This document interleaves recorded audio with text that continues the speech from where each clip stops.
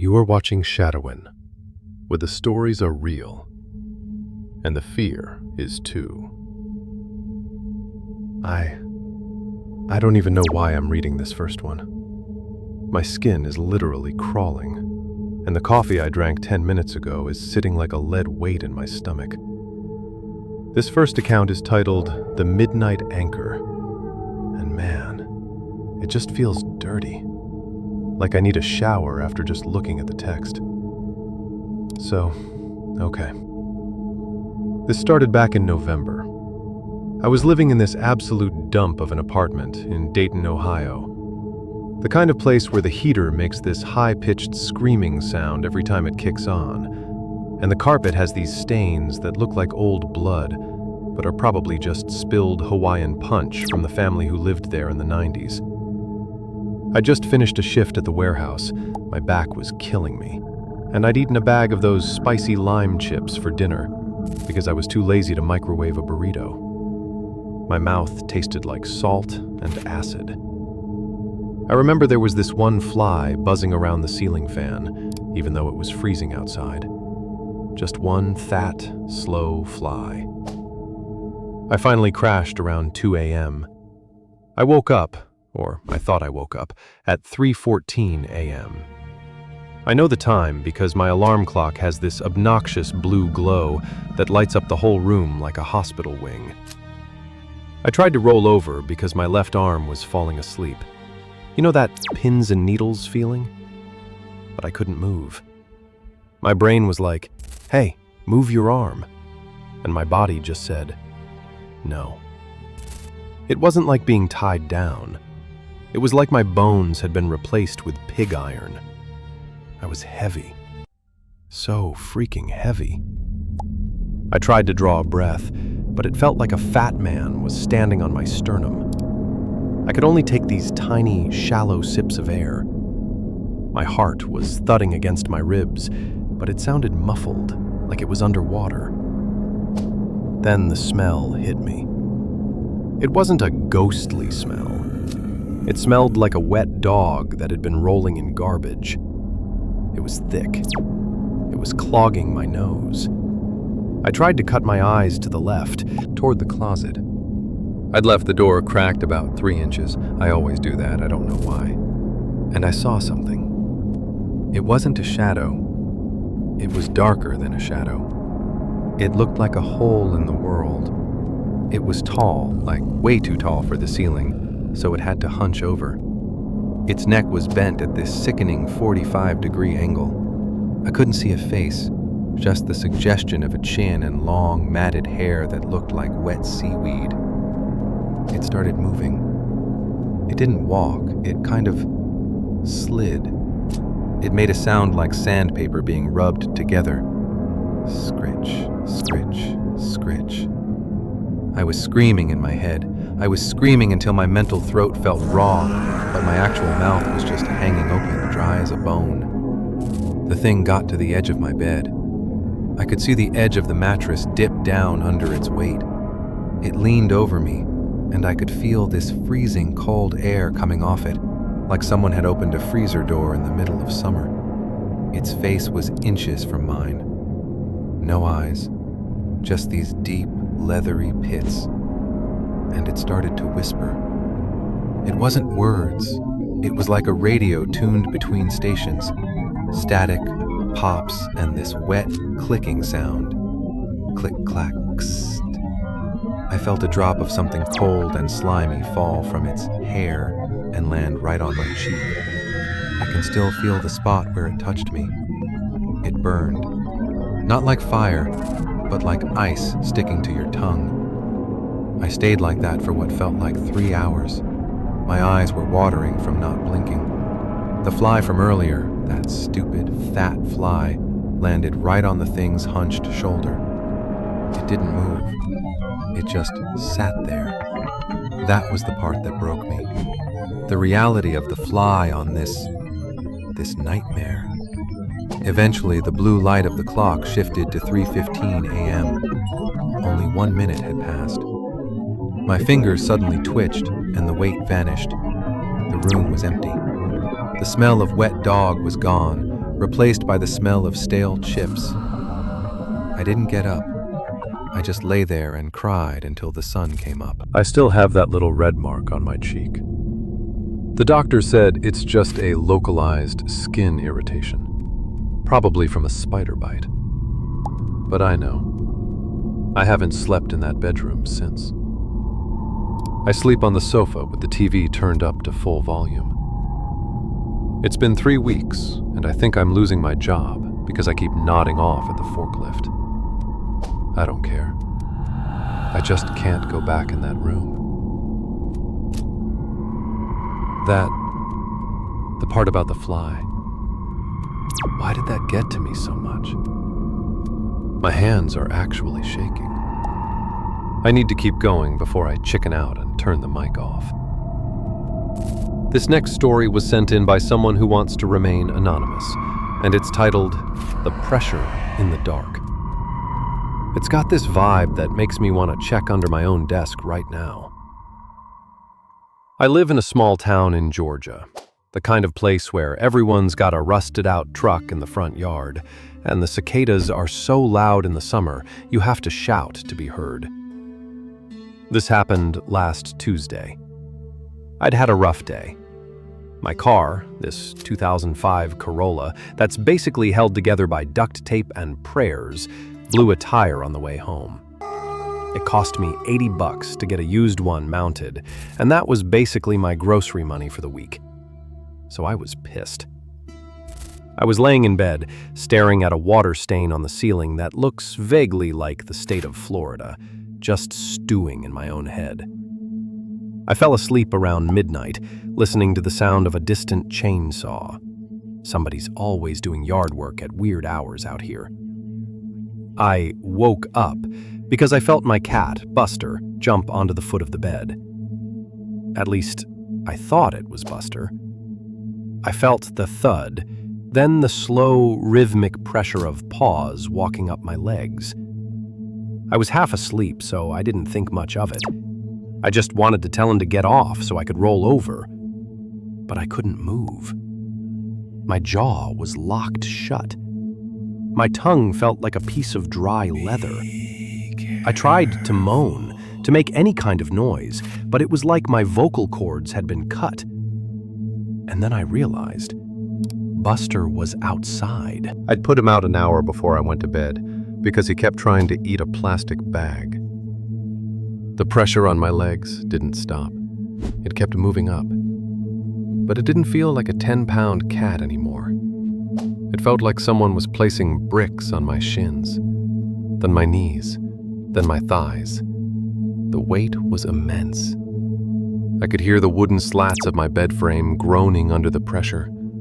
Creak, creak. It reached my chest, and suddenly I couldn't breathe. It was like an elephant was sitting on my lungs. My vision started to go blurry around the edges, dark spots dancing in the room. I looked toward the foot of the bed. There was a woman sitting there. She was wearing this old yellowed nightgown, the kind my grandmother used to wear, but it was torn and stained with something dark. Her skin looked like wet parchment paper, stretched over a skull. She didn't have any teeth, just black, empty gums. She was staring at me, and she started to laugh, but no sound came out. Her chest was just heaving, and her mouth was open wide, and I could see her throat moving. She reached out one hand. Her fingers were impossibly long, like spider legs, and she started to stroke my hair. Her touch was oily. I could feel the grease from her skin transferring to my forehead. She leaned down, her face inches from mine, and I could smell her. She smelled like a basement that's been flooded for a month, stagnant water and rot. She whispered something into my ear. It wasn't a language. It was just a low, vibrating hum that made my teeth ache. I tried to shut my eyes, but I couldn't. I was forced to watch her. She took her long, dirty index finger and slowly, very slowly, ran it across my bottom lip. I could taste the dirt on her skin. It tasted like copper and old pennies. I was convinced I was dying. I thought, this is it. I'm going to die in a rented house in Georgia because a dead woman crushed my lungs. I felt a tear leak out of my eye and run down into my ear. The second that tear touched my ear canal, she stopped laughing. She looked angry. She shoved her hand down onto my face, covering my mouth and nose. I was suffocating. I was clawing at the sheets with my mind, trying to find a way out. My heart was jumping like a fish on a deck. Then just like that, the weight was gone. I sat up so fast I almost hit my head on the headboard. I was gasping, sucking in air like a drowning man. I turned on the bedside lamp, the one with the cracked shade I've been meaning to replace, and the room was empty. But the bed had an indentation in the shape of a person sitting at the foot. And my hair, it was clumped together. I went to the bathroom and looked in the mirror. There was a smear of black, oily grease across my forehead and a single dirty fingerprint on my bottom lip. I scrubbed my face until it was raw, but I can still taste that copper. I'm staying at a motel tonight. I don't care about the money. I'll put it on a credit card I can't afford to pay. I just can't be in that house when the sun goes down. I'm actually having a hard time catching my breath. This is the last one for tonight. I can't do any more after this. This story is titled, The Guest Who Doesn't Leave, and it comes from a guy who says he hasn't slept in a bed in 3 years. 3 years? Can you imagine that? I'm writing this from a 24-hour diner in New Jersey. I've had 4 cups of black coffee, and I'm currently picking at a plate of cold hash browns.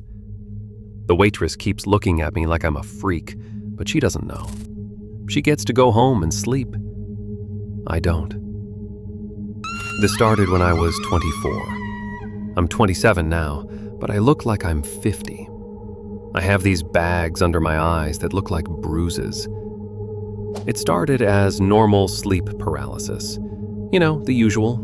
You wake up, you can't move, you see a shadow, you freak out, then it ends. I'd had it maybe 5 or 6 times in my life. It was annoying, but not life-altering. But then came the night in the motel. I was traveling for work, sales, boring stuff. And I was staying in this place off I-95.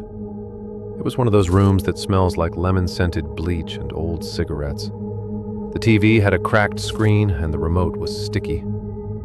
I remember I was watching a rerun of some sitcom, and I fell asleep with the lights on. I woke up in the dark. The power must have gone out, or maybe the bulb just burned out. I couldn't move. Standard procedure. I told myself, okay, Dave, just breathe.